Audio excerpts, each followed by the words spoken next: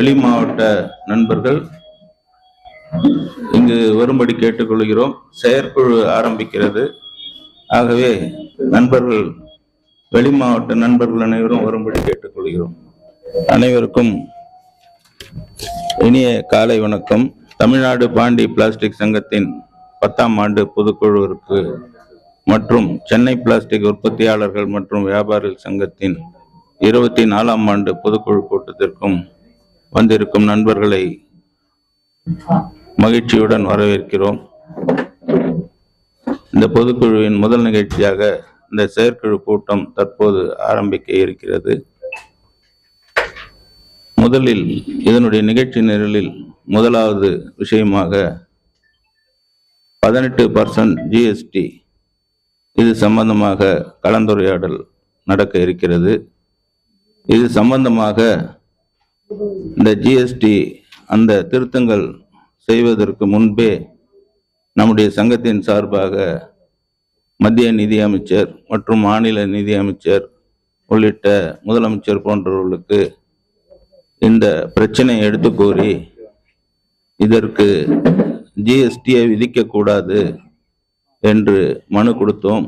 ஆனால் எந்த விதமான பயனும் ஏற்படவில்லை. அதே 18% தான் இப்பொழுதும் நீடிக்கிறது.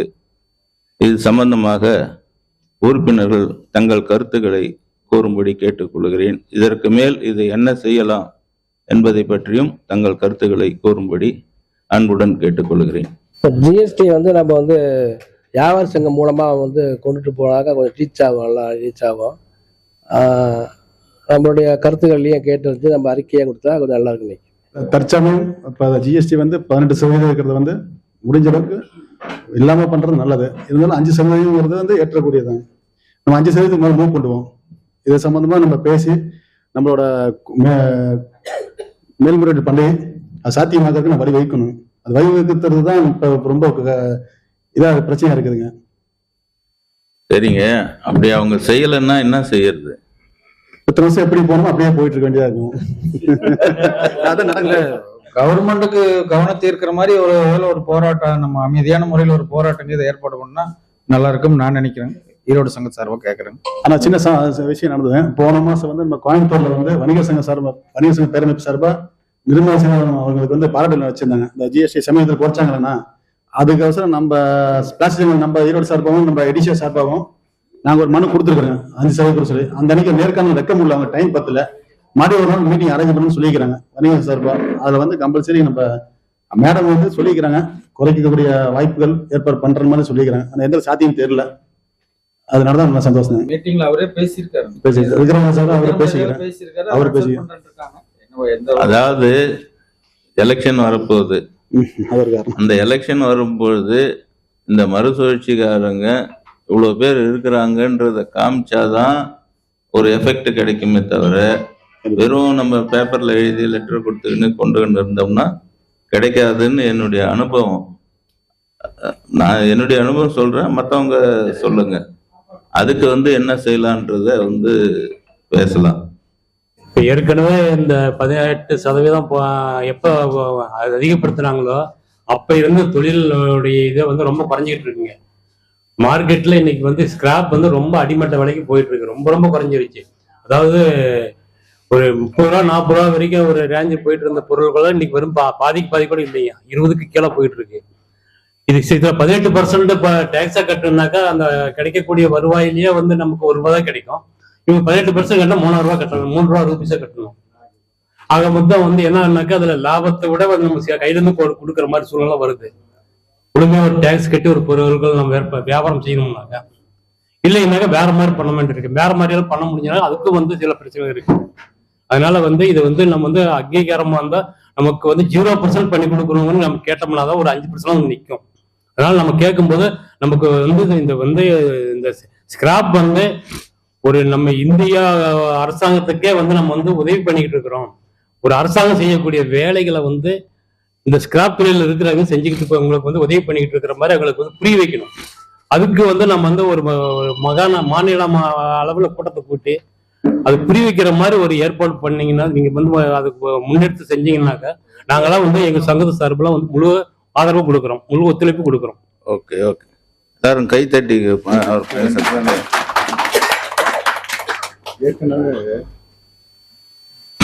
ஏற்கனவே 18% இந்த வரியை நம்ம தலைவர் பெரும் போராட்டம் நடத்தி தான் 5% கொண்டு வந்தாங்க. அது மறுபடியும் 18 மாத்திட்டாங்க. மறுபடியும் ஒரு பெரிய மாபெரும் போராட்டம் கொண்டு வரணும்ன்றது என்னோட கருத்து. அனைவருக்கும் வணக்கம். இந்த ஜிஎஸ்டியோட இந்த 18% இந்த வேஸ்டேஜ்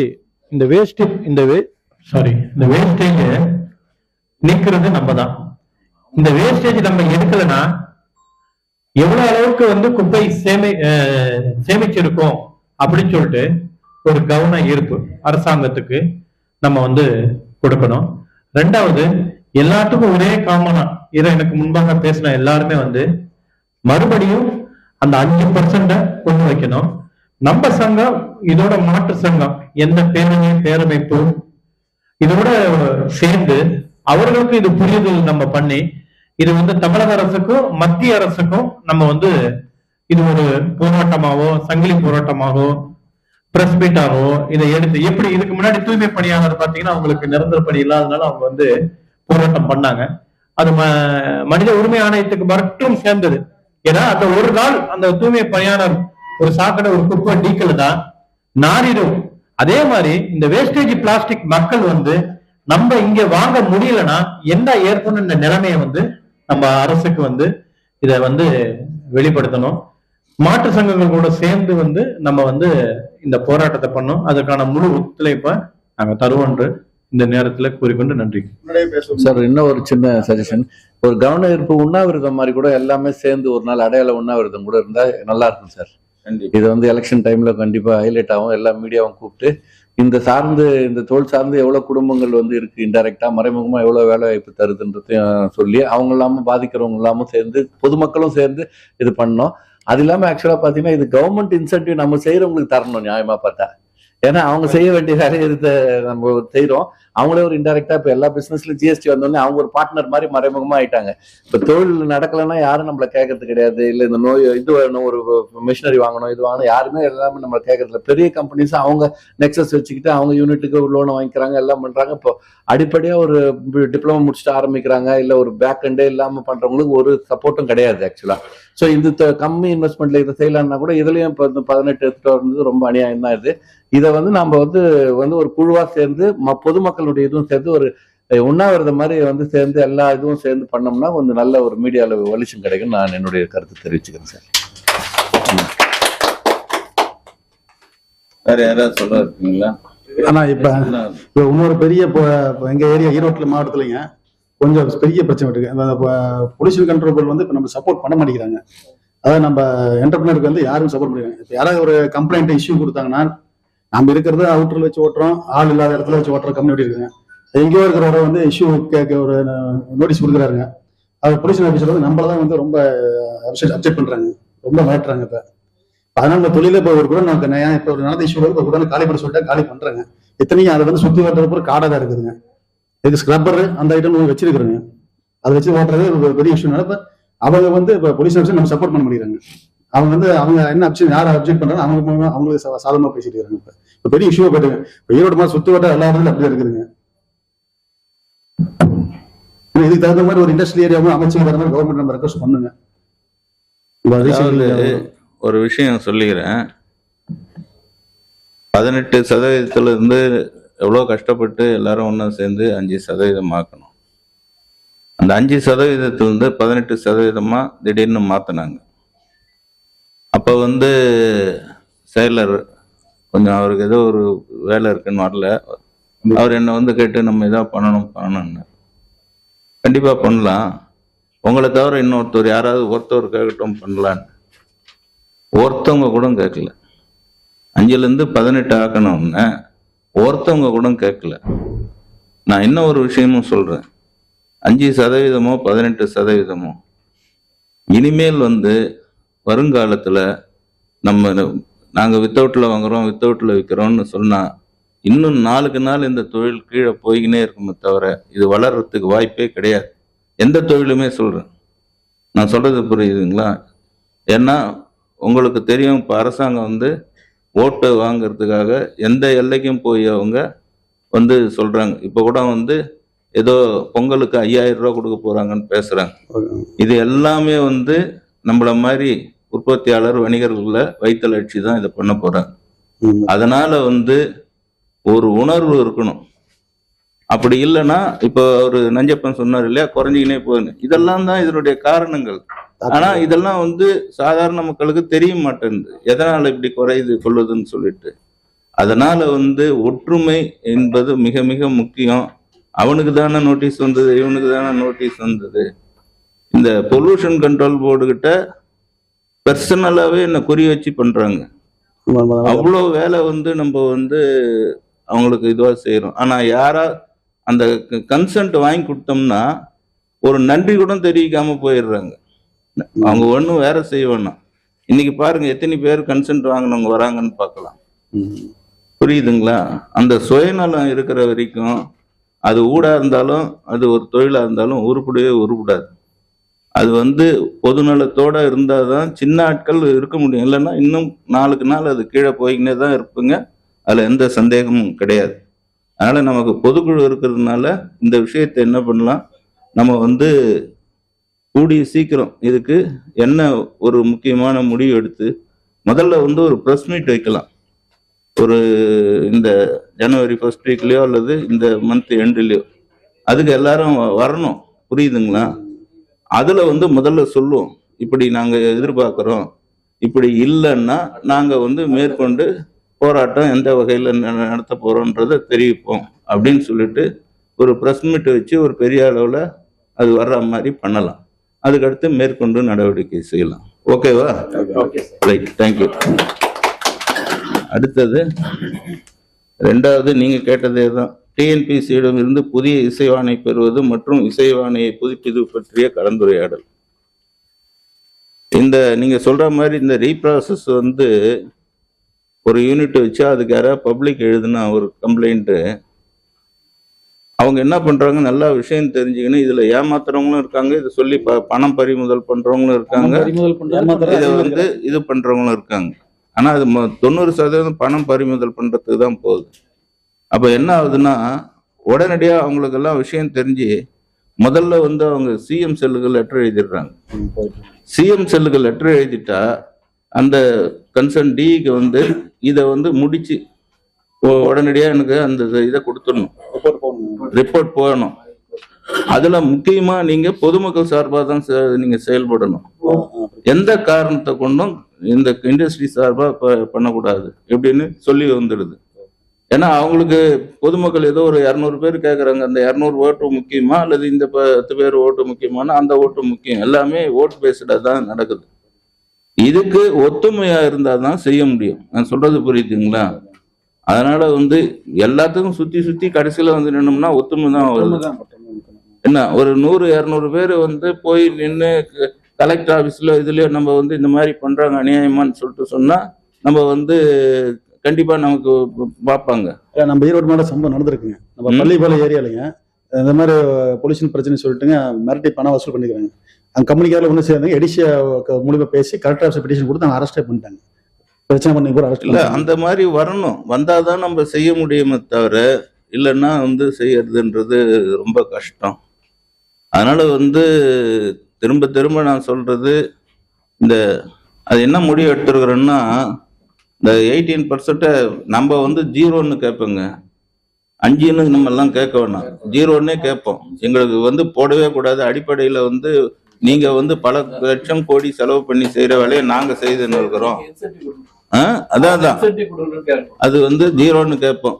அதுக்கு அடுத்தது நம்ம பார்க்கலாம். இது கொஞ்சம் ஓவரா தெரிஞ்சாலும் இதுதான் நம்ம செஞ்சாதான் அது வந்து இது பண்ணும்.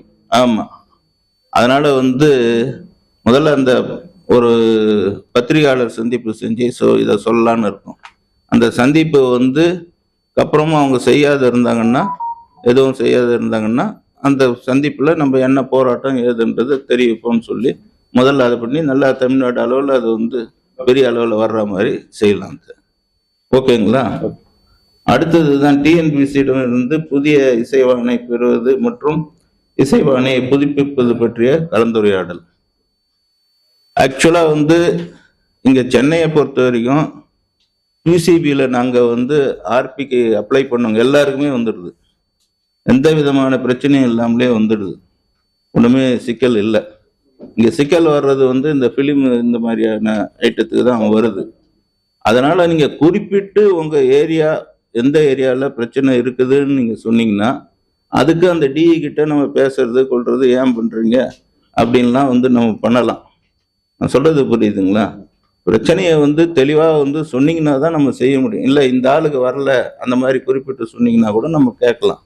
அதனால் வந்து அவங்கவுங்க வந்து இன்ட்ரெஸ்ட்டுக்கு அதை பண்ணணும்.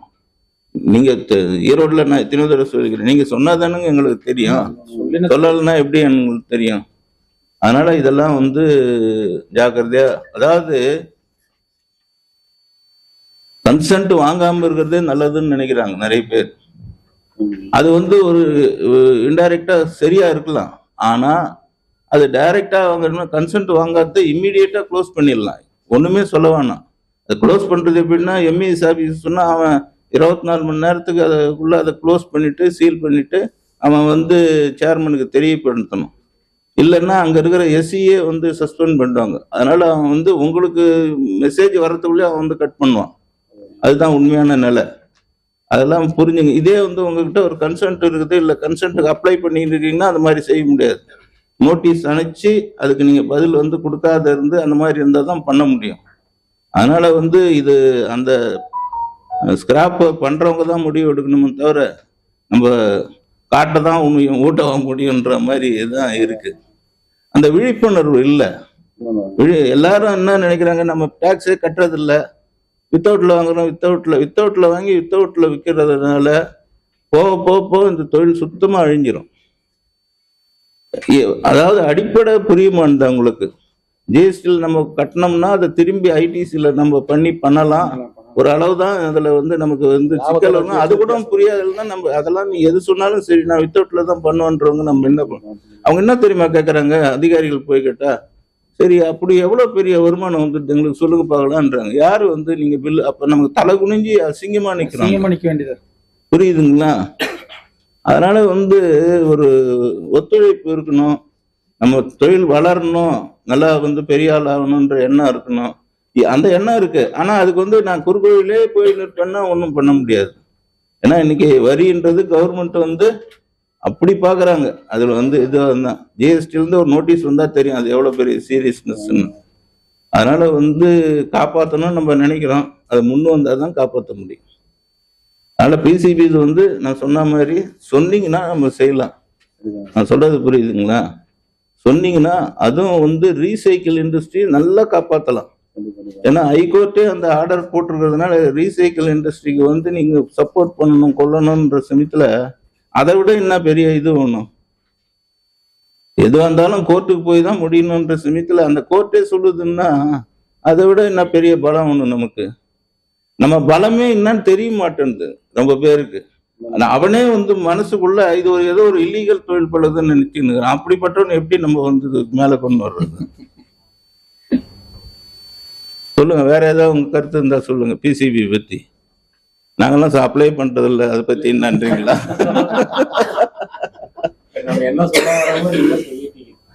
அப்படி இல்லைங்க, நீங்க வேற. நம்ம எதுக்கு இங்க எல்லாம் கூப்பிட்டு நம்ம பண்றோம்? எல்லாருடைய கருத்து நம்ம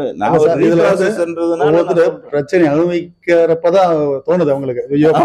அது வரைக்கும் யாரும் கண்டுக்கிறது இல்லையா? கரெக்ட். ஒருத்தர் பிரச்சனை அனுபவிக்கிறப்ப வேடிக்கை தான் பாக்குறாங்க தவிர அதுக்கப்புறம் அவங்களை எதுக்கு ஒண்ணுப்பட்டு வரணும் அதுக்கப்புறம் தான் யோசனை பண்றாங்க. நீ என்னப்பா சொல்ற? இருக்காங்க நிறைய ப்ராப்ளம்ஸ் ஃபேஸ் பண்ணிட்டு இருக்காங்க, நிறைய பிரச்சனைங்க அங்க ஃபேஸ் பண்றாங்க. வடம்பேரம் பக்கத்துல இப்போதைக்கு ஒரு 12 லைசன்ஸ் எடுத்திருக்காங்க பொல்யூஷன் கண்ட்ரோல் போர்ட்ல இருந்து மூவ் பண்ணிட்டு அவங்க. ஸோ ஃபர்தர் மூவ் பண்ணிட்டு இருக்காங்க, லைசன்ஸ்க்காக மூவ் பண்றாங்க. கார்பரேஷனோட பிரச்சனைங்க நிறைய ஃபேஸ் பண்ணாங்க. சில பில்டிங்ஸை சீல் பண்ணாங்க வந்து அவங்க. அதை வந்து ஆக்சுவலா 12 பில்டிங்கை சீல் பண்ணணும்னு ஸ்டார்ட் பண்ணாங்க. ஒரு பில்டிங்கோட நம்ம நிப்பாட்டிட்டாங்க. அங்க மறியல் பண்ணிட்டு போலீஸ் எல்லாம் வந்து ஒரு பிரச்சனை பண்ணி ஒரு பெரிய இஷ்யூவை கிரியேட் பண்ணி அதுக்கப்புறம் டைரக்டா கிரேட்டர் சென்னை கார்பரேஷன் கமிஷனரை போய் பார்த்தாங்க. பிரசிடென்ட் அங்க அசோசியேஷன் பிரசிடென்ட் மூலியமா நிறைய ஸ்டெப்ஸ் எடுத்திருக்காங்க வடம்பேரம் பக்கத்துல. பண்ணிட்டு அதாவது நீங்க எடுங்க, நாங்க வேணான்னு சொல்லல. அதை வந்து ஒரு சரியான முறையில் கொண்டு போங்க. அப்பப்போ வந்து இது பண்ணி ஆள் பலமும் வேணும், அறிவு பலமும் வேணும். அது ரெண்டும் சேர்ந்து பண்ணோம்னா நல்லா இருக்கும். அது நான் சொல்றது புரியுங்களா? ஏன்னா இன்னைக்கு வந்து மிரட்டி உருட்டி பண்றதே தான் தொழிலா வந்து அது ஒரு பெரிய தொழிலாவே ஆயிப்போச்சு சமுதாயத்துல. அதனால வந்து எல்லாரும் வந்து ஒத்துமையா இருந்து பண்ணாதான் செய்ய முடியும் எதிர்காலத்துல. நான் ஒரு 4 ஃபோன் பண்ணாக்கா ஒரு 40 பேர் சேர்ந்துடுறாங்க. அந்த ஆபீசர் வர்றவங்க அவனும் பயந்துறான். ஒருத்தர் இருந்தாக்கா லட்சக்கணக்கில் வாங்கிடுறான். இந்த ஒருத்தருக்கு ஃபோன் போயிடுச்சுனாக்கா எல்லாருக்குமே இது ஆயிடுது. போயிடுச்சுனாக்கா ஒரு 10 மோட்டர் சைக்கிள் ஒரு 10 கார் வந்து நின்றுச்சுன்னா அவன் பயந்துறான். அந்த மாதிரி இங்கே பண்ணாக்கா நல்லா இருக்கும். நம்ம 4 பேர் சொன்னாக்கா 40 பேருக்கு சொன்னோம். அது வந்து உண்மையா நீங்க சொல்றது வந்து, ஆனா அந்த யூனிட் இருக்குது. என்ன 100க்கு 100 உண்மை நீங்க சொல்றது. அது வந்து இல்லையே, நமக்கு வந்தா எல்லாரும் வரணும், ஆமா. அடுத்த பக்கத்து வீட்டுக்காரனுக்கு வந்தா எனக்கு அதுக்கு சம்பந்தமே இல்லை. அப்படித்தானே எல்லாருடைய மனநல இருக்கு. அதுதானே இது என்னன்னா ஒரே ஒரு வடப்புறம் பக்கம் அவன் எல்லாமே வந்துடுறாங்க. இல்ல, 2 விதத்துலயும் பண்ணணும். இப்ப இந்த இதுவும் நீங்க சொல்றதும் உண்மை. பக்காவா நம்ம ரைட்டிங் வந்து பண்ணி அவங்க கிட்ட அதையும் வந்து சேஃப்கார்டு பண்ணணும்.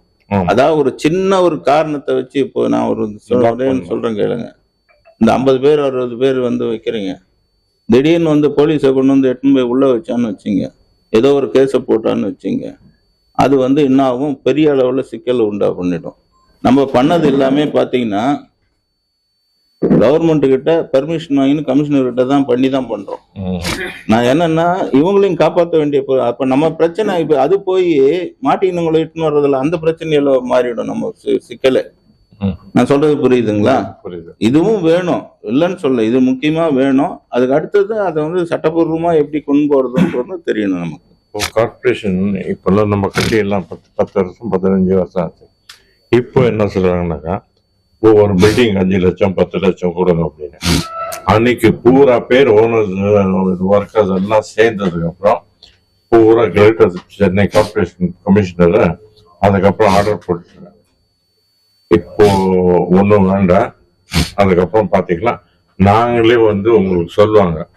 இப்போ அந்த மாதிரி ஒரு பொசிஷன் வந்தாச்சுன்னா 5 லட்சம்ன்றது 50,000 ரூபாய் நீ தரோம். இல்லை, நம்ம என்ன பொறுத்த வரைக்குங்க, இது வரைக்கும் நான் நம்ம அசோசியேஷன் மூலியமா இந்த பிசிபி கன்சல்ட் வாங்கியிருக்கேன். நீங்க நம்பினா நம்புங்க, நம்பலன்னா போங்க. 1 பைசா கொடுத்து வாங்கல, 1 பைசா கூட நம்ம கொடுத்து வாங்கவே இல்லை. அது வந்து எவ்வளோ பெரிய இன்னைக்கு இருக்கிற சூழ்நிலை தமிழ்நாட்டில் எவ்வளோ பெரிய விஷயன்றது எல்லாரும் வந்து அனுபவபூர்வமா தெரியும். அது ஏன் பண்றோம்னா, அந்த மாதிரி ஒரு பழக்கம் ஆச்சுன்னா அந்த அசோசியேஷன் வந்து ஒரு கட்ட பஞ்சாயத்து அசோசியேஷன் மாதிரி ஆயிடும். நாளுக்கு நாள் இப்போ வந்து நமக்கு செல்லாக்குறது செல்லாக்கு இல்லைன்றதுல பேரே வந்து அசிங்கமாகி கீழே போயிடும். புரியுதுங்களா? அந்த இதை வந்து பண்ணவே கூடாது அப்படின்னு சொல்லிட்டு தான் போராடி தான் வாங்குறோம். நம்ம சட்டப்பூர்வமாக போராடி தான் வாங்குறோம். அது வந்து ஒரு மிகப்பெரிய போராட்டமாக இருக்குது. ஆக்சுவலாக வந்து ஒரு மாதத்துக்கு முன்னாடி ஒரு டிஇ மேலே கம்ப்ளைண்ட் கொடுத்து இந்த வெரி நெக்ஸ்ட் டே அவருக்கு போயிட்டார், டிரான்ஸ்ஃபர் கொடுத்துட்டாங்க. அந்த டிபார்ட்மெண்ட்டை பொறுத்த வரைக்கும் டிரான்ஸ்ஃபர் பண்ணுறது ஒரு பெரிய தண்டனை. ஏன்னா அவன் அந்த ஏரியாவில் வந்து கோடி கோடியாக சம்பாதிச்சுன்னு இருப்பான். அவன் பல கோடி கொடுத்து தான் அந்த சீட்டுக்கு வந்திருப்பான். இதுதான் உண்மையான நிலைமை எல்லா இடத்துலையும். அப்போ அவன் அங்கேருந்து மாற்றிடுறாங்கன்ற சிந்தத்தில் ஒரு சாதாரண ஒரு டம்மி போஸ்ட்டுக்கு அது ஒரு பெரிய இது வந்து நம்ம அசோசியேஷனுடைய இதெல்லாம் நான் சொல்றது இல்லை. ஏன்னா இது சொல்லி வெளியில தெரிஞ்சு இருந்தால் அது ஒரு பெரிய சிக்கலாகிட போகுதுன்னு, வேற மாதிரி வந்துட போகுதுன்னு சொல்றது இல்லை. செய்யலாம், அதுக்கு இக்பால் சொன்ன சப்போர்ட் ஒன்றும், அது ரெண்டும் ஒன்னோட ஒன்று இருந்ததுன்னா கண்டிப்பா செய்யலாம். ஓகே. அடுத்தது தமிழ்நாடு பாண்டி பிளாஸ்டிக் சங்கத்தின் புதிய விதிகள் உருவாக்குவது பற்றிய கலந்துரையாடல். இவ்வளவு நாள் வந்து நம்ம ஜென்ரல் பைலா வச்சு தான் நடத்தின்னு வந்தோம். இந்த பைலாவை உருவாக்குறதுக்கு நிறைய தடவை வந்து நிறைய நிர்வாகிகள் கிட்ட நான் சொல்லி பார்த்தேன். ஏன்னா அதையும் வந்தோன்னா அவர் ஏதோ ஒரு இஷ்டத்துக்கு அவர் பைலா உருவாக்கிட்டாங்கன்னு ஒரு பேச்சு வரக்கூடாது, யாராவது ஒருத்தவங்க வழியில் பண்ணணும். ஆனால் அந்த பொறுப்பு எடுத்தவங்க யாருமே இது வரைக்கும் செய்யலை. ஆனால் இப்போ ஒரு ஸ்டேஜ் வந்துடுத்து. அது அடுத்த வருஷம் வந்து செப்மாவுடைய வெள்ளி விழா ஆண்டு. அதுக்குள்ள வந்து டான்பாவை இதெல்லாம் சரி பண்ணி ஒரு விதிகள் உருவாக்கணும், புதிய விதிகள் நம்ம தொழிலுக்கு தகுந்த மாதிரின்னு சொல்லிட்டு நினைக்கிறோம். இது யாராவது நீங்க வந்து எடுத்து இந்த வேலையை செய்றீங்கன்னா ரொம்ப சந்தோஷம். யாராவது எடுத்து செய்றீங்களா? நீங்க செய்றீங்களா? சரி, எல்லாரும் யாருமே வராத நேரத்தில் அவர் வந்திருக்காரு. எப்பக்குள்ள கொடுப்பீங்க? மார்ச் 31 26க்குள்ள கொடுக்குறீங்களா? வர மார்ச், ஒரு 3 மாசம் கழிச்சு. சரி, இந்த விதிகள் உருவாக்குறது இவர்களை கொடுத்துருக்கோம். நம்ம துணைத் தலைவர் கார்த்திக் திருச்சி இது ரெடி பண்ணி கொடுத்து ஒரு மாடல் கொடுக்குறாரு. அதுக்கப்புறம் நம்ம எல்லாரும் சர்க்குலேட் பண்ணி எல்லாம் டிஸ்கஸ் பண்ணி 1க்கு 10 தடவை அதுக்கப்புறம் தான் வந்து அது மெம்பர்ஸுக்கும் சர்க்குலேட் பண்ணோம். எல்லாம் பண்ணி தான் அதை வந்து செய்வோம். அது வந்து நல்ல விதத்தில் வரணும். இந்த அமைப்பு வந்து ஆக்சுவலாக நீங்கள் பார்த்தீங்கன்னா நம்ம தொழிலில் வந்து நான் இது நிறைய தடவை சொல்லியிருக்கேன். ஒரு காலத்தில் கோட்டா இருந்த துறை இது. இந்த கோட்டாவுக்காக தான் நிறைய அசோசியேஷன் உருவாச்சு. அந்த மாதிரியான ஒரு சூழ்நிலையில் தான் காலத்தின் கட்டாயங்கிறது 2001 இந்த சொன்னால் நம்ம நிறைய மாவட்ட சங்கங்களும் உருவாச்சு. இந்த சங்கங்கள்லாம் மேக்சிமம் பார்த்தீங்கன்னா அடிமட்டத்தில் இந்த தொழிலில் 90% இருக்கக்கூடிய சிறு குறு தொழிலுக்கு தான் வந்து பாடுபட்டுக்கின்னு இருக்கு. அந்த மாதிரி அமைப்பை நல்லா வலுப்படுத்தணும். பிற்காலத்துலையும் இது ரொம்ப ஸ்ட்ராங்காக இருக்கணும், எல்லாருக்கும் பிரதிநிதித்துவம் கொடுக்கணும், அப்படிலாம் ஒரு எண்ணத்தில் தான் இதை ஸ்டார்ட் பண்ணிக்கணும். அதுக்கு உரிய விதிகளோடு பண்ணாதான் அது வந்து நிலைச்சு நிற்கும்ன்றதுனால தான் இதை பண்ணுறோம். இந்த பொறுப்பை தைரியமாக ஏற்றின கார்த்திக்கு இந்த செயற்குழு சார்பில் நன்றியும் வாழ்த்துக்களையும் தெரிவிக்கிறோம். அவர் அதை வெற்றிகரமாக முடிக்கணுன்றதுக்கு நம்ம எல்லாரும் ஒத்துழைப்பு கொடுக்கலாம்.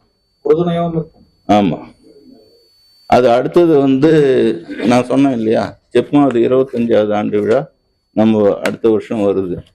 அந்த ஆண்டு விழாவை எல்லாரும் சென்னையில் இருக்கிறவங்களாம் சிறப்பாக நடத்தணும்னு நினைக்கிறோம். அதுக்கு வந்து எல்லா மாவட்ட சங்கங்களும் கலந்துக்கின்னு இந்த மாவட்ட சங்கங்களுக்கே ஒரு ஸ்ட்ராங்காக இருக்கிற மாதிரியான ஒரு தமிழ்நாடு பூரா இது எல்லாமே நம்ம செய்யறது. நம்ம அமைப்பு வந்து அதாவது அமைப்புனா பிளாஸ்டிக் தொழிலுக்குன்னு இருக்கிற அமைப்புகள் நிறைய இருக்கு. அவங்கள பகைச்சி கூடாதுன்னு அரசாங்கம் மத்திய மாநில அரசாங்கத்துக்கு காமிக்கிறதுக்காக தான். அப்போ வந்து அநேகமாக வந்து ஜூலை 31 தான் நாங்கள் செப்பா உருவாக்குனது. அந்த 31 இதுதான் ஒரு இதுவாக வச்சுக்கிறோம், டென்டேட்டிவாக வச்சுக்கிறோம் அந்த தேதியை. அதுக்குள்ள புது அரசு அமைஞ்சதுன்னா அந்த மந்திரிங்களும் மத்திய மந்திரிங்களும் மாநில மந்திரிங்களும் எல்லாம் வர வச்சு பண்ணலான்னு நினைக்கிறோம். அதுக்கு வந்து எல்லா மாவட்ட சங்கங்களும் ஒத்துழைச்சு எல்லாரும் கலந்துக்கின்னு சிறப்பிக்கணும்னு கேட்டுக்கிறேன். அதே மாதிரி இந்த செப்மா வந்து இந்த வெள்ளி விழா ஆண்டை எப்படி நடத்துறதுன்றத நம்ம செப்மா நிர்வாகிகள்லாம் இன்னொரு ஈசி மீட்டிங் போட்டு அதில் வந்து பேசி நம்ம முடிவு எடுக்கலாம். சரிதானே ஜபருல்லா? ஓகே. இந்த ஏன்னா நம்ம பொதுக்குழு ஆரம்பிக்கவும் எல்லாம் வந்துட்டாங்க. இந்த 4 இதுதான். வேற ஏதாவது யாராவது சொல்லணுமா? இல்லைன்னா இதோட முடிச்சுக்கின்னு நம்ம பொதுக்குழுவில் போயிட்டு பண்ணிக்கலாம். என்ன சொல்றீங்க? ஓகே, ரொம்ப நன்றி. இந்த செயற்குழு சிறப்பாக நடத்தின எல்லாருக்கும். இப்போ எல்லாரும் காஃபி டீ சாப்பிட்டு ஒரு 5-10 நிமிஷத்தில் பொதுக்குழுவை ஸ்டார்ட் பண்ணிடலாம். நன்றி, வணக்கம்.